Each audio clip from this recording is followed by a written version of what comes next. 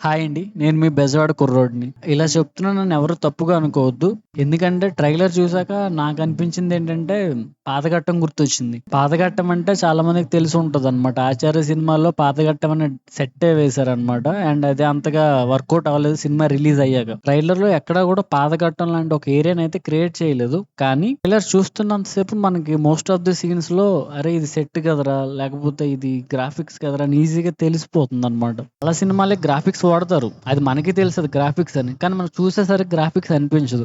కానీ ఎందుకో ట్రైలర్‌లో చాలా సీన్స్‌కి మట్టుకు గ్రాఫిక్స్ అని అనిపిస్తుంది. లేకపోతే అది సెట్‌రా బాబు అని ఈజీగా తెలిసిపోతుంది. ఇంక నేనైతే కొరటాల శివ గారి మీదైతే హోప్స్ వదిలేసుకున్నాను. అండ్ ఇంకా ఈ సినిమాని కాపాడాల్సింది ఇద్దరే. ఒకరు ఎన్టీఆర్ గారు. ఎన్టీఆర్ గారు వన్ మ్యాన్ పెర్ఫార్మన్స్ ఉండాలి దీంట్లో. మనకు సైఫ్ అలీ ఖాన్ గురించి అంతగా తెలీదు మనకి. ఆయన స్క్రీన్ ప్రెజెన్స్ అంటే ఏంటో కూడా మనకు తెలీదు.